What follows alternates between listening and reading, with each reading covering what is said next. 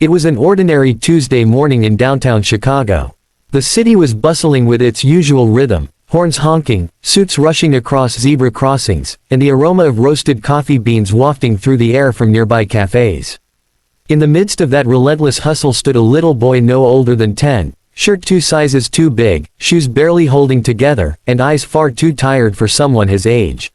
His name was Miguel. He wasn't begging. He never did. Instead, he clutched a tattered shoeshine box, wooden, chipped, and worn, and he scanned the sidewalk with quiet desperation.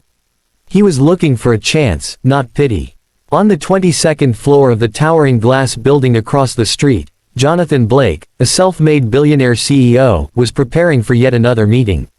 Polished, proud, and powerful, he'd built an empire from nothing and taken pride in never looking back. His assistant buzzed in. "Cars ready, sir. The press is all ready at the venue." With a nod, Jonathan adjusted his gold cufflinks and walked to the elevator, not knowing that today, fate would confront him in the form of a small boy with dusty hands and a heart bigger than most men. Outside, Miguel spotted the sleek black Bentley and the man in a navy blue suit approaching it.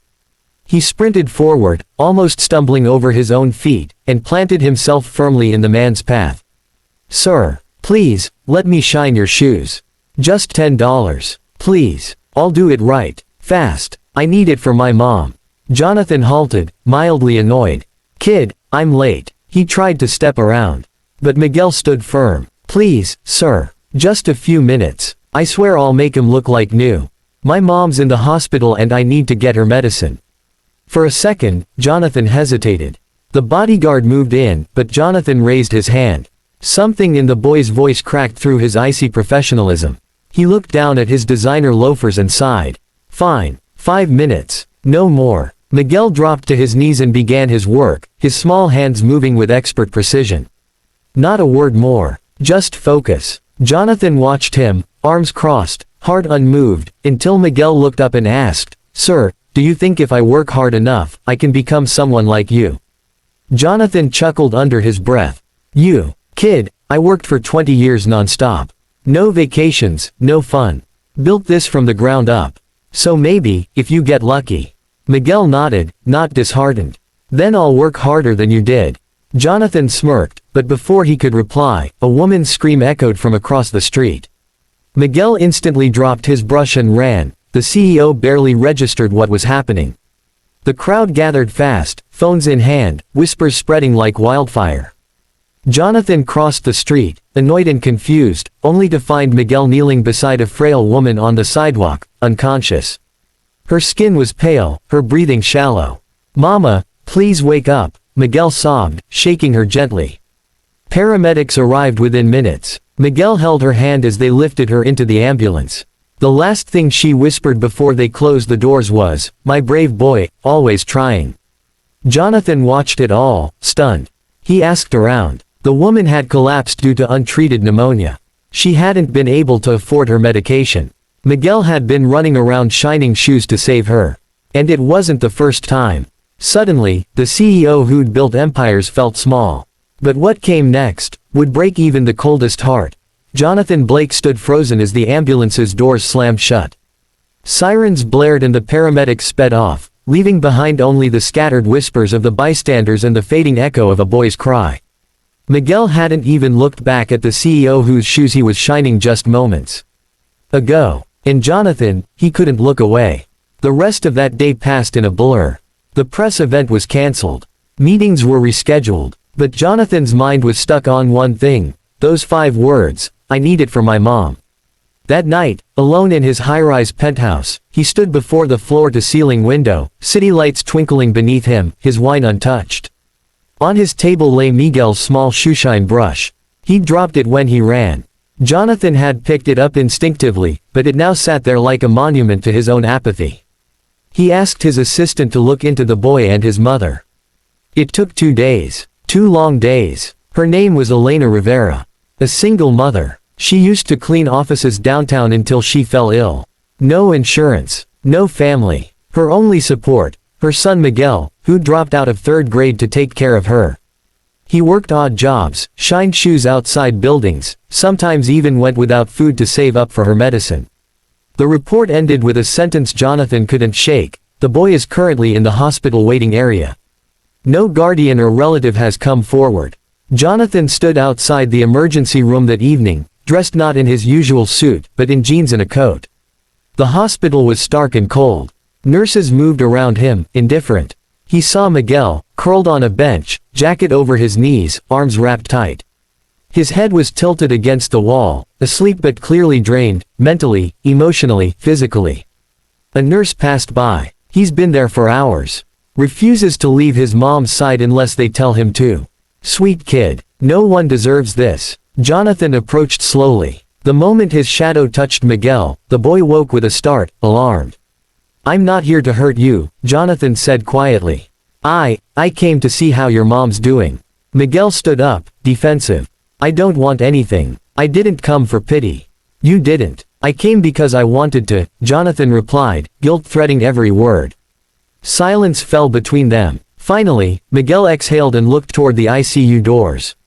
"She's not waking up. They said the infection spread too much. She needs surgery. And medicine. I don't have that kind of money." "I know," Jonathan said softly. "Let me help." Miguel didn't answer, but tears welled up in his eyes. He turned away quickly, wiping his face with the sleeve of his too big shirt. "She always told me not to depend on anyone. She said, 'Miguel, shine shoes if you must. But never beg.'" He looked up at the ceiling. "She didn't want me to grow up like this. She used to be a dancer. Taught me how to spin like a top when I was little. Now look." Jonathan felt his chest tighten. For years, he had thought success meant pushing forward, ignoring weakness, crushing emotion. But this boy, this fragile, relentless boy, was stronger than any boardroom titan. He made some calls. He didn't wait for permission. The surgery was approved. The best doctors were brought in. Every expense covered. That night, as Miguel watched his mother wheeled into the operating room, Jonathan placed a hand on the boy's shoulder. "No matter what happens, you're not alone." Hours passed. Morning came. The doctors emerged, exhausted but smiling. "She'll live," one of them said. "She's stable now." Miguel collapsed into Jonathan's arms, sobbing uncontrollably. And Jonathan held him, tightly, as if making up for years of closing his heart. For days, Jonathan visited. Brought food. Helped arrange schooling. Bought clothes for Miguel, fresh blankets for Elena. And he began to see a world beyond his spreadsheets and mergers. But just when it felt like the clouds had lifted, the storm returned. One evening, Jonathan arrived to find a nurse rushing out of the ICU. "She's crashing, call drive." "Hayes now." He ran in. Miguel was on his knees again beside her bed, crying her name. Machines beeped wildly. The infection had returned aggressively, and this time, she was too weak. Her breathing slowed. Her hands trembled. Jonathan stood back, helpless. Elena opened her eyes one last time. She looked at Miguel, then at Jonathan. "Promise me, he won't be alone." "I promise," Jonathan said, voice cracking. And with a final sigh, she was gone. Miguel screamed. The sound wasn't a sound at all. It was heartbreak ripped raw and thrown into the universe. Nurses moved quickly. Jonathan stepped in, shielding Miguel as the machines went silent. And just like that, the boy who shined shoes had no one left. For the next few days, Jonathan barely slept. He helped with the arrangements. Paid for everything. Stood beside Miguel at the funeral. Just the two of them, under a gray sky. No music. No crowd. Just silence. Afterward, they sat on a bench, watching the wind carry leaves across the cemetery. Miguel pulled something from his coat. A crumpled envelope. "She wrote this. Said to give it to you if anything happened." Jonathan unfolded it. Inside was a short handwritten note. "Greater than Mr. Blake. If you're reading this, then I am no longer here. Please forgive me for asking, but if there's any humanity left in you, please give my son a chance. He's smart. He's brave. All he needs is someone to believe in him. I couldn't give him the world, but maybe you can show him one worth living in. I know you don't owe us anything." But he offered to shine your shoes, not because you were rich, but because he believed hard work mattered. He believed in goodness. Please don't let this world take that from him. Elena Rivera. Jonathan wept. For the first time in decades, he truly cried. Not out of stress, or anger, but grief. Real, human grief. And love. He looked at Miguel. You'll come home with me. We'll figure this out together. No more streets. No more shoeshine boxes. Just family. Weeks passed. Miguel started school. He was given a room, new books, a mentor. He asked questions about business, about building things. Jonathan began to teach him. And in those late-night conversations, something changed in the CEO too. His board noticed. His tone softened. His company started community programs, scholarships, outreach. 1 year later, on the anniversary of Alina's passing, Jonathan stood on stage at a major press event. Next to him stood Miguel, clean shirt, hopeful eyes. We often measure success by numbers, Jonathan told the crowd. But sometimes, success looks like a boy with a shoeshine box who taught me what humanity really means. The room applauded. Sometimes, the smallest hands carry the heaviest burdens, and the strongest hearts beat in the quietest chests. Miguel asked for $10 to shine a CEO's shoes, but instead, he polished a soul. Miguel stood at the edge of the rooftop garden of the Blake Foundation headquarters, now 15 years older, taller, and stronger. His eyes scanned the city skyline as the wind swept through his neatly combed hair. He wasn't that little boy anymore, not the one who offered to shine shoes for $10, not the one who begged silently for the world to give his mother just one more day. No, now he stood as Miguel Rivera Blake, one of the youngest philanthropic CEOs in the country. But the path to this rooftop wasn't smooth. Not by any means. After his mother passed, and Jonathan took him in, life shifted dramatically. But healing, that was a slower battle. Every night, Miguel would lie awake in his new bed, surrounded by warmth and luxury, yet unable to escape the cold ache inside him. He would listen to the silence and remember the soft wheeze of his mother's breath when she sang to him. He would stare at the ceiling and wonder why the world had taken the only person who ever called him, my little light. Jonathan tried everything: tutors, therapists, trips, even music lessons. And though Miguel appreciated it all, what he truly longed for was understanding. A space where someone would see him not as a miracle kid, or a charity story, but just as a son still grieving. One rainy evening, Miguel asked Jonathan, "Do you think I'll ever stop feeling guilty for surviving?" Jonathan didn't answer immediately. He sat beside him on the floor of the library, their backs against towering bookshelves, and said softly, "I used to feel that way too. When my sister died, I was just 14. She drowned in a river I told her was safe." Miguel turned to him, eyes wide.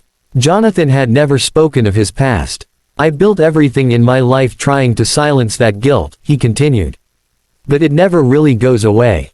You just learn to live through it. And sometimes, even for it." That night was a turning point. Miguel stopped hiding his emotions.